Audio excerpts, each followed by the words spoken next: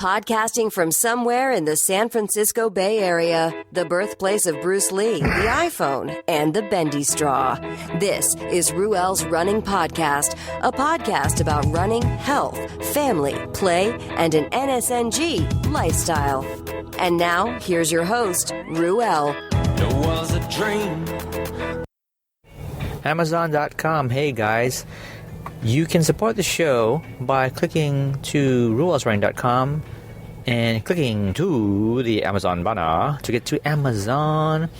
Do your Amazon shopping that way, and what happens is through the affiliate program, ruelsrunning.com can get a little bit of a commission, and it's no additional cost through your purchase. It's just through the magic of what's called affiliate programs that Amazon will say, hey, thanks for promoting what we do through what you do at ruelsrunning.com, and as a result of folks buying stuff from us through you, we'll give you a couple dimes. How's that? That sounds good to me. If it sounds good to you, so go to ruelsrunning.com, click the Amazon banner, do your shopping, and shop, connect, and enjoy. Thank you very much.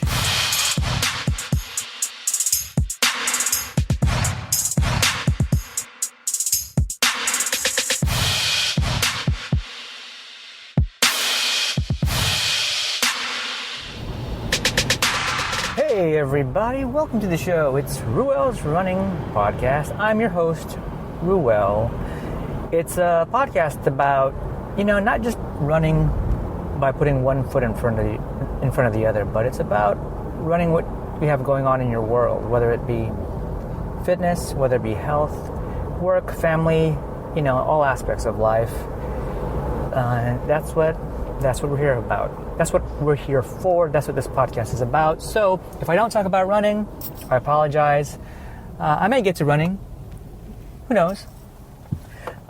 If you are a new listener, there's a quick, brief sort of idea of what this is about. But I do want to welcome you. Welcome to the show. I hope you stick around and know that I am not an expert. I am not a guru.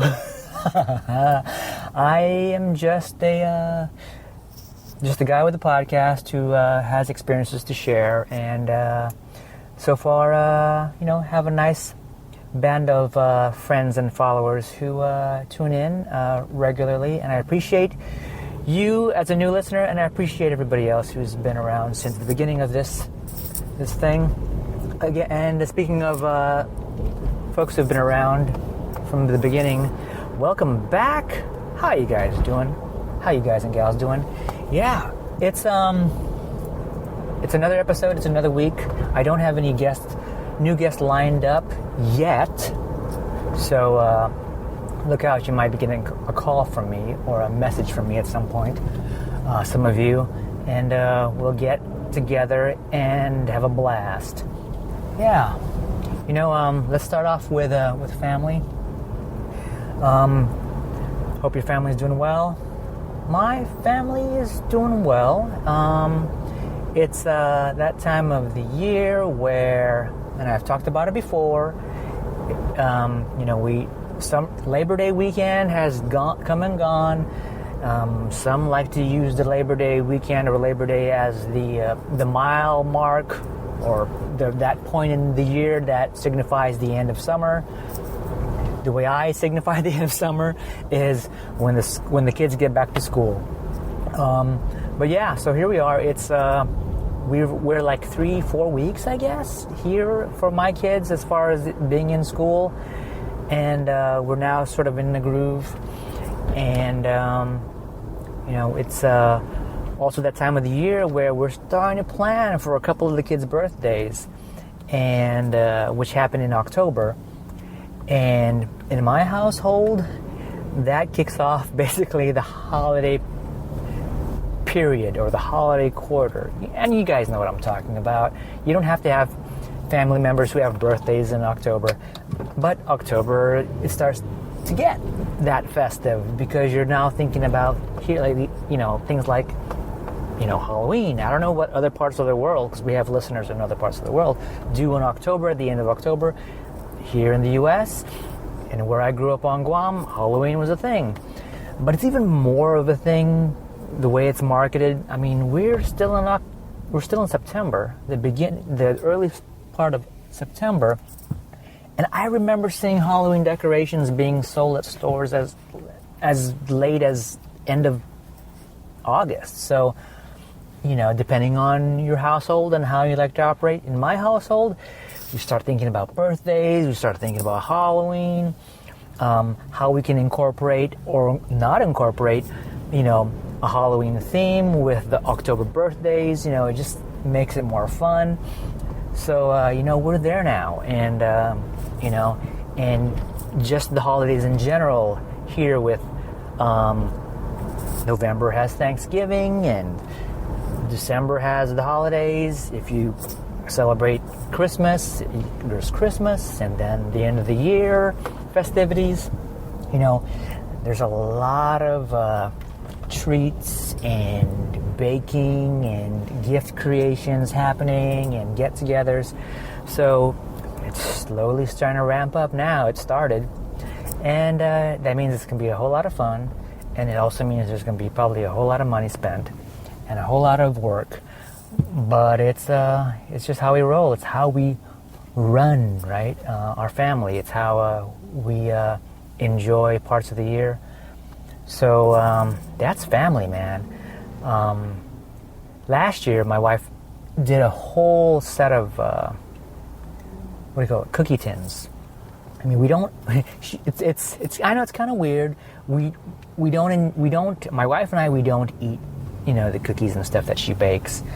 But there are people that appreciate it. So she likes making folks happy, and so she makes these cookie tins, and she takes the time to pick out interesting recipes and test the recipes out, whole sets of them, and then decides which ones are going to make it into the final cookie tin. And along the way, we have friends that come over who get to sample what's being made, and that's how she sort of gauges, what things become part of the final package. And I know, part of this podcast is talking about living an NSNG lifestyle by example and whatnot.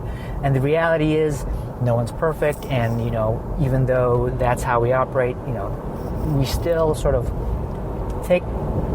utilize the holiday period as a life into living moment. And when I say life into living, that isn't my term. That's a term that Vinnie Tortorich has mentioned and used, and I pretty much figure he coined the phrase life into living. It just means, you don't want to live in a life where you don't want to live a life where you don't get to enjoy some of the things that can be meaningful in life, right? Even if it means sacrificing your no sugar, no grains lifestyle, right? It's sort of like, I try not to get an alcoholic drink that often. I do feel crummy when I drink too much, and so I make having an alcoholic drink sort of a life into living thing. It's sort of a once in a while. It's just to get a taste, and it's also to say that I've had it. I'm done. Specifically, wines. I've enjoyed wines for a long time, but now that I'm on this no sugar, no grains sort of lifestyle, right? I know, and I've learned to accept and view wine, red or white, as basically a sugar alcoholic drink, and I know that when I have it now, that what it's probably doing to my body that isn't in line with how I want my health to be in regards to living a no sugar, no grains lifestyle. So I view it basically as sugar, but it doesn't mean I don't have it at all. I may have red wine. As far as wines are concerned, I'm a fan of red wines. I like the dry wines. I like the red wines. The drier of the reds. So I'm talking about, your Shirazes or your Syrahs, maybe the Cabernets, And so, like a previous year, I had maybe 1 or 2 glasses the whole year, and when I had it was like on a birthday celebration at a fancy restaurant where you just, you wanted to enjoy the moment, the dining experience at a place you ordinarily wouldn't go and spend for. So you wanted to, I wanted to, have that glass of wine. It's one of those restaurants where you walk in, you get seated, because you have a reservation, and they've got tablecloths and, the silverware and the stemware, and it's all laid out nice, and you figure like, there's some stemware. I'm either going to have a glass of wine or not. And since the glass is there, show me your wine menu. What do you have? And I'll have a little wine. And that'll be pretty much it. That moment for the rest of the year. And it doesn't do anything to to damage my overall health. And and there are still some benefits to having a sip of wine now and then. It's when you have constantly every day in high doses when you know that it's going to do something to you. And that's, I figure, common sense, or uncommon common sense. Yeah. So I just kind of went from family trickling into a little bit of food. So yes, part of this podcast, for those who are new listeners, I follow sort of the no sugar, no grains, or otherwise known as NSNG lifestyle, and something that I've learned I want to say maybe I should start saying 4 years now, when I've started, and what it's meant for me is improved health, energy, and maintenance of a healthy weight. So if you're a new listener, check out all the other past episodes where I talk about things NSNG, and also check out all the links on the website ruelsrunning.com, and also on the show notes. Check out the links that will lead you to surprise VinnyTortorich.com and all things Vinny Tortorich and at his website, and also there's a closed Facebook group, the Vinny Tortorich No Sugar No Grains group, which I am a member of, and it's where you can go to know what NSNG is all about and what's going on there. Anyways, so yeah, since I'm on the topic of food, I might as well talk about what I had today to eat. Today's Friday, and I'm rolling home at the end of the day, and for breakfast, these days on a work day, I'm just having coffee, and sometimes, well, I'll say most of the time, it's with a splash of heavy cream, and I'm fine for most of the day. I don't have anything else. I have the coffee because I love coffee. I do love the that routine of having a cup of coffee. That's just been a part of my routine for a long time. I've been a long time coffee consumer, and it makes me happy. And I didn't always have heavy cream in the coffee until I started with this NSNG lifestyle, because I've learned through the lifestyle how I could become more of a fat burner and not a sugar burner as far as my fueling needs. And when I talk about my fueling needs, it stemmed from what my fueling needs would be as a runner, on my exercise, my activities and such, which sort of just became my natural day-to-day way of living. So changing from being a sugar burner to a fat burner, I use that little bit of heavy cream in my coffee in the morning to sort of give me that little bit of, energy source, consumed energy source, as sort of way to sort of kickstart my day. And I figure that as my activity throughout the day goes on, and my energy and I need energy, my body can utilize that fat from the heavy cream as energy. And then from there, if that's all out, just start to pick up energy stores from my body, basically my fat stores, and which I feel more likely happens when I'm having an aerobic activity like a nice, easy zone 2 jog or run. Yeah, and so typically if I'm having a jog or a run in the middle of the day, after having just coffee, I'm fine. And I don't have anything pre-run. I won't have anything during the run, and the runs will, on average, be about an hour, right? And so I'm not concerned about what everybody else is doing during the midday lunch period at work, at the office, where everyone's trying to gather a crowd together and figure out how they can all grab lunch together and where to have lunch. You know, that whole routine. I just put on my run gear, which isn't a whole lot, and do my thing. I'll come back from my run, depending on how intense I ran. I may need something after the run, like a sip of water, if it was kind of a hot day, especially. If I notice that maybe I kind of worked out too hard and I've got a good sweat on, maybe I'll just get some salts in me. And I'm not talking about anything fancy or expensive or specific. I just want some sort of salt, and at that moment I just usually grab a little table salt that's available in those little paper packets at the office. So I'll get a little something salty, and I'll get some fluids back in me by way of water. And then if I feel like I might be hungry, then there's cheese and there are nuts, and then I'll snack on a little bit of that, and I don't need a whole lot, and then I'll be good to go. And so far today, it's just been the coffee. It's just been the heavy cream. I'm still working on the same commuter mug, travel mug of coffee that I made at home early in the morning. And it's got a little bit of heavy cream in it. I did have gear. I took a swig of my coffee. I did have gear with me for just in case, for that moment, I decide I can do a run. But today I didn't have the chance.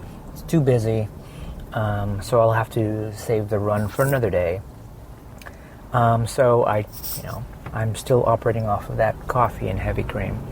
I won't be actually today. I before I hit the road, I did decide on having a couple things of cheese because I noticed that I was feeling a little kind of knotty in my stomach. Nothing that would have stopped me from going through the rest of the afternoon or the rest of the day till later, but I just figured I have the opportunity. I don't know when I'll be able to get another opportunity to snack on something if I get too busy. So I grabbed a couple of these Tillamook medium cheddar cheeses. They're individually packaged at 3/4 ounces each. So grab 2 of those, and working on the same coffee that I had the start of the day with, and that knot is gone. So those 2 little pieces of cheese helped me out. So I didn't have to sit down and have a whole meal, or my old self would have been like, hit a fast food joint, get a number 1, 2, 3, 4, or 5, probably supersized or extra large with an extra thing or 2 of whatever, none of that. Horrible, I know. But yeah, it's just get what I need for fuel. I don't need a whole lot for fuel. I'm not that active today, so I don't need to, I'm not like, oh my God, I gotta have a big old fat thing of fat. So yeah, that's my day. So what will happen is when dinner rolls around with the kids, it'll probably be closer to 6 o'clock, and I'll get their food all laid out, and then I'll start picking on stuff. I don't know what it'll be. It'll be whatever hits my mood. Like the other day, I prepared the kids' dinners, and then I was just standing in the kitchen figuring, okay, what do I feel like? And I happen to feel like eating some of the leftover duck liver spread, pate, whatever you want to call it, that I had in the refrigerator. And I know when folks think, oh, pate, don't you usually eat crackers with that or something? And I always think about that scene in the old Christopher Reeves Superman movie, the first Superman movie, where Clark Kent is sitting with some folks having a picnic, and then he opens up the picnic basket and he grabs this little tub container. He goes, pate, and he takes a big old scoop with his finger and he sticks it in his mouth. He goes, And then his female companion in that scene said, "Oh, Clark, that's the dog food," and Clark didn't even flinch. He's like, tastes good, kind of reaction. It continued licking his fingers. But yeah, I had this leftover duck liver pate in the fridge. I don't often have it, but I saw liver. I'm thinking, I don't often get liver, and here's another opportunity for me to have some liver. So I bought a package of liver pate. I think it was called something else. It wasn't called pate, but whatever. It's pate. So I had leftovers in the fridge, and so what I did was we had some raw broccoli in the refrigerator. I pulled out one of the crowns and stem, and I just chopped off the bottom stem, which most folks don't ordinarily eat. I just chopped off, might have been like 2 inches off of that stem, and then I sliced thin slices off of the stem after I washed it, and I used those as my delivery tool for the pate. It serves as basically what a cracker or a chip would have done. Thinly sliced broccoli stalks with spread of pate on top. I also had some cilantro fresh cilantro in the refrigerator that I didn't want to go to waste. When you buy fresh cilantro or any of these other herbs, excuse me. Oh God, I'm dying. Need a drink. Yeah, so you get these things like cilantro, and you get these bundles, and quite often when you buy, if you don't grow this stuff in like an herb garden, you buy these bundles from the store, and you only need like a small fraction of the bundle for your recipe for the reason you bought it for. But so I have all this fresh cilantro, and I'm thinking, okay, got my base of broccoli with a spread of duck liver pate, and I'll put a couple leaves of the cilantro on top. I liked it, and that's what I had. That's how I started my first meal of the day yesterday, which happened to be during dinner time. And then there are other things I had, like the kids' leftovers, whether it be a bacon or, a little bit of their rice. And you're thinking, if you're a new listener, wait a minute, you just talked about no sugar, no grains. Rice is a grain. What are you talking about? Having a grain. Yeah, I do have some rice time to time, and I've talked about it in this podcast and the reasons for it. And if you're interested in the lifestyle, you will learn that it is individualized. You find out what works for you. NSNG is the base, and some folks go super strict, and I have been super strict early on in my journey to being no sugar, no grains, basically being healthy and eating real food, and learned that eventually, after I met what I feel are my health and weight goals, that I'm able to still enjoy a little bit of the rice, that particular grain, the least egregious of all the grains, and still maintain my goals. So there you go. So yeah, so my kids do eat rice, and sometimes they have leftovers, and I'm one of those guys who kind of pay attention to what my parents say, and there are stories about, there's a book, was it Unbroken or Unbreakable? It was a World War II setting type story based on the true life and true incidences during that time, set in Japan, and like prisoners of war, and they're not fed, or they're fed hardly anything, and just the one little grain of rice meant so much for an individual. So I try to think about things like that, and I think about like when my kids have leftover rice, that I still need to be appreciative of the food that we have, and know that it's easy for us to take for granted the abundance that we have this day and age. But there have been times in history where it doesn't have to be just rice, it's anything, right? So, where I feel I can consume some of my kids' leftovers and still sort of find that balance of not be as wasteful as much as possible, but still also, don't go overboard and risk my own personal health by just continuously being the garbage disposal for the family at the end of mealtime. So yeah, I generally on a weekday I'll have what some folks call a feeding window, right? Of around 6 o'clock to maybe 10 o'clock. What does that mean? Does that mean I'm constantly eating for 4 hours? No.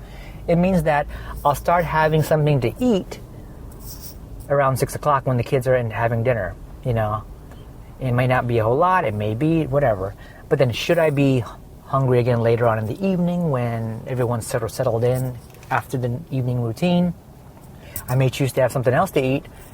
So that's where that window is about. I'm having something between 6 and 10, 6 and 11, and then the rest of the time, I'm sleeping, I wake up, I'm having coffee with a little bit of heavy cream, maybe nothing until the next evening rolls around. So, that's what folks who pay attention to what intermittent fasting is, that's one approach, that's my evolution to how I fuel and consume food and whatnot, and it's basically my own personal intermittent fast, that whole period, and the feeding window of 6 to 10, 6 to 11.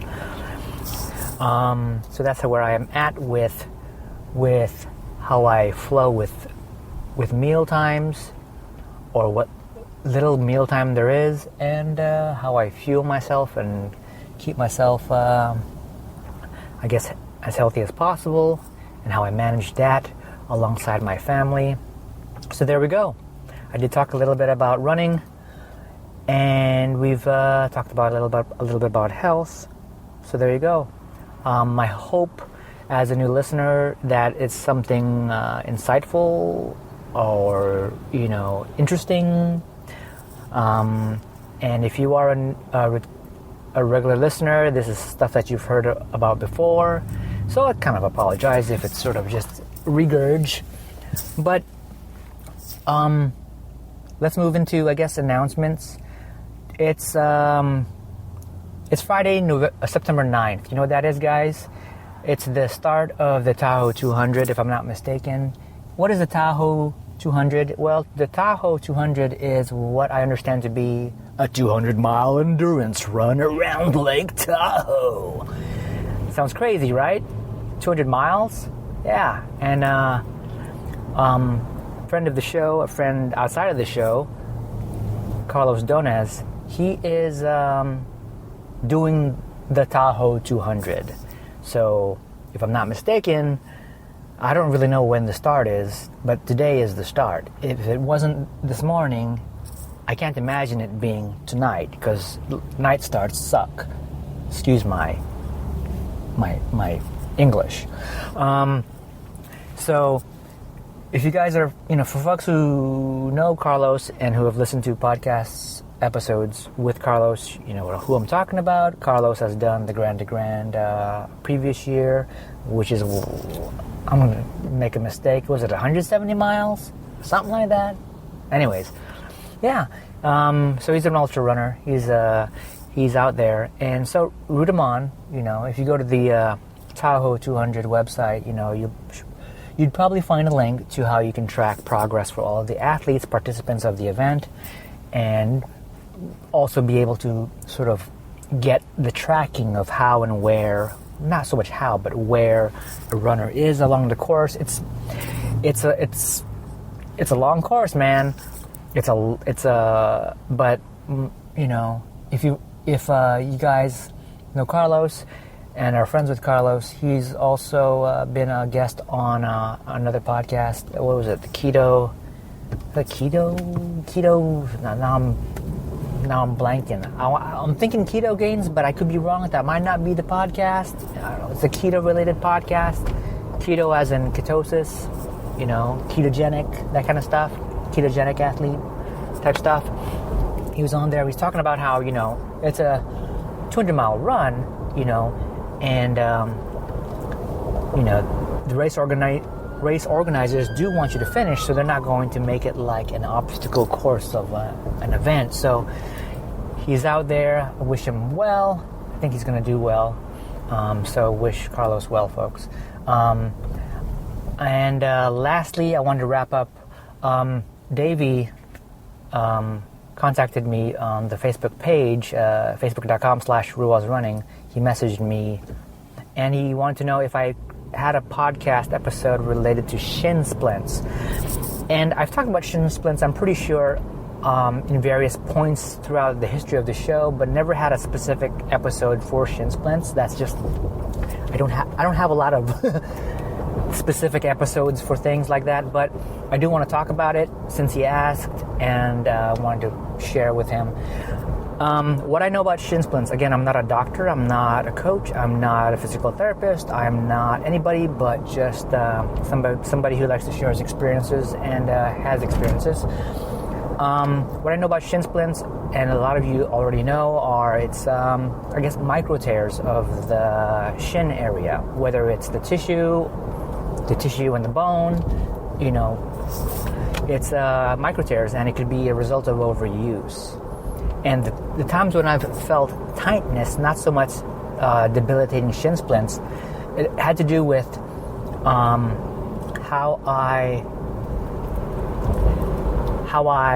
what my intensity effort was on my activity. So that tells me from a personal level that I'm not conditioned to do that level of intensity. Whether it's like a sprint or a series of sprints, whether it be sprints from flats, or maybe intensities doing climbs, or maybe just crazy intensity bombing downhill, right? Your body's dynamic, your muscles all sort of respond according to the terrain and the intensity levels that you perform. So what that would tell me is, for whatever activity I did that had ended up with me resulting with shin pain or shin splints, is I'm weak in that area, right? Now it's time for me to rest, right? Just like any other muscle and physical injury, pain, you want to rest, apply ice, and bring down the inflammation, and go at it again, right? When you've recovered enough. Don't want to push through, that's a personal choice. Again, I'm not a doctor. I'm not going to tell anybody, if you're suffering from shin splints or any sort of injury, just push through because, no pain, no gain. I'm not a believer of that. You make that personal judgment call. But in general, you rest an injury, and then when you've rested enough, go out again. And if it continues happening every time you go out, consider ways to strengthen those areas when you have recovered. Sometimes it could be a matter of stretching those areas. I remember high school cross country, there was always a particular stretch that we did to stretch out our shins and then stretch out our calves. You'd have to basically you'll probably Google how to stretch your shins prior to a workout, because there's no way I'd be able to describe it effectively over this audio format. And then, the other thing that I wonder and I think about, and I've talked about, is there something with my mechanics of how I run that makes me prone to suffering from shin splints? When I ran high school cross country, I had a friend who complained about having shin splints. I didn't suffer from them, so I didn't even know what the heck she was talking about. But then later on, when I started suffering from shin pain, I started thinking about what was different at that moment versus compared to the prior times. And this is what I figured for myself, right? When you run, when you take that step when you bring your leg forward when you run, right, on that stride, right? Okay, so I'm back. The recording went kaput because I'm recording on BossJock on my phone. I received a call, and that sort of just throws everything off, which is fine. If you guys know what BossJock is, it is a basically a podcast recording studio on in the form of an iOS app. It's awesome. It's a paid app. I don't get anything talking about it, but every now and then I'll use the app to record a podcast. So I was talking about Shin Splints, and I was talking about how when you run and you bring your leg forward, if your ankle or your foot isn't relaxed on that movement, meaning, you know, your knee, your lead leg is bent, right? Because you're trying to take that next step, right? If you notice when your knee is up, and if you notice your foot, if your foot has this tendency to point upward, right, as you run, then that puts tension on your shin. You guys, you know what I'm talking about, right? And I've noticed that if for whatever reason I've ran, and I don't know if it's by the type of shoe I was wearing or what, I wasn't paying attention, or I was just lazy, and if I was running and I was pulling my toes upward towards my knee, right, while I'm taking that step, I'm overworking my shin, right? So it's that overworking of the muscles of the shin that eventually they'll get tired, and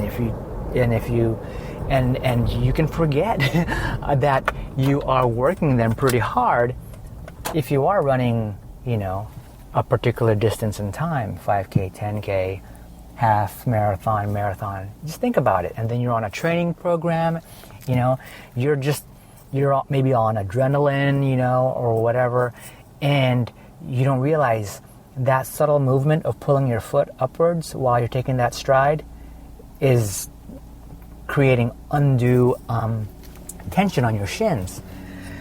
And so what I've learned is, when I'm taking that stride, relax my ankle, allow my foot to basically naturally fall and bow. My toes will bow down, and that's something that you may learn when you study things like, you know, the pose running, the pose method, chi running.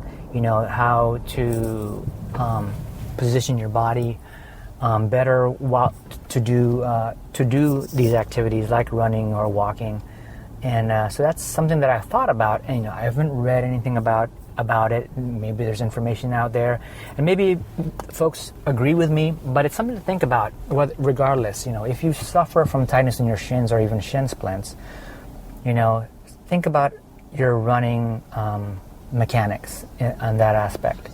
It makes a difference. Right now, I've just been sort of demonstrating to myself, bringing my toes up towards my shins, right?